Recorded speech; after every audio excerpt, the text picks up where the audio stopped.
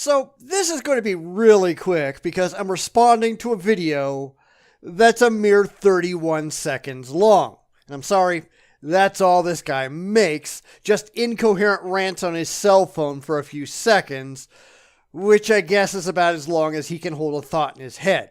Kind of like a goldfish, even though Mythbusters debunked that one.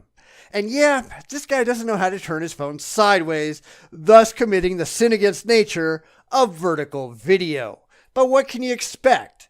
So anyhow, let's see why he thinks atheists are stupid and why he's just proving that the man in front of the camera really is. This is about arguments for the existence of God or for the plausibility that a God might exist. Make up your mind. Which one is it? Because there's a big difference between an argument for a specific God, an argument for gods in general, or an argument for the plausibility that some God somewhere just might exist. Maybe. Because the last one is completely unimpressive. Let me read to you what I just wrote down. Because clearly, he can't remember it 30 seconds later. Goldfish are smarter than this guy. If the arguments make sense to initiate belief in a God that might exist, then it is therefore concluded, you may believe. That was stupid. I mean, shockingly dumb. It's like he's looking for permission to believe something that has no objective or rational validity whatsoever. So let's break this down. If the arguments make sense, okay, sense to who? And on what basis? Emotional? Intellectual? Because just liking an argument doesn't mean that argument is true or valid or worth accepting as a fact. Next, to initiate belief in a God that might exist. Might exist according to who? Because clearly he isn't concerned with whether or not that God actually exists. He's satisfied with the mere possibility, yet he has no idea how to test that possibility to see whether it is probable or demonstrable. If it feels good, believe it. And finally, and it is therefore concluded, you may believe. Sure, you may believe. You may do anything you want. You may jump off a bridge. But is that a good idea? Is it a rational idea? Is it the most defensible idea? Hell if he knows or cares.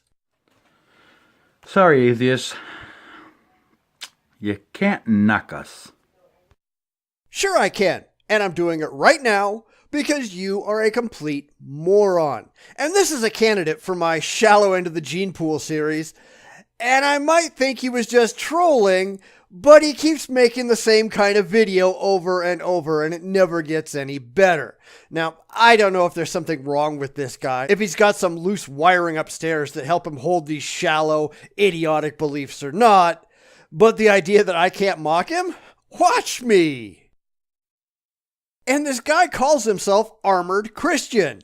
Well, apparently he's just armored against reason, because, geez, if this is the best he can do, he might as well give up. It really strikes me like one of those religious gotcha videos. They say something utterly absurd and then go, gotcha. Huh? But that's often the best they can do because the things they believe are laughably ridiculous and they're just not smart enough to realize it. Yeah, this is low-hanging fruit. Probably some of the lowest hanging fruit out there. But when you really stop to think about it, the arguments made by other, more articulate apologists, they really aren't that much better. It's the same kind of stupid, you can't stop me garbage that I've dismantled time and time again. But they keep coming because these people aren't capable of examining their positions from a critical, rational, and objective standpoint. They believe because they feel like believing, because it makes them feel good to believe, no matter how idiotic it actually is. They're going to cling to it because feel means a lot more to them than real. And that's just pathetic. Everything changes.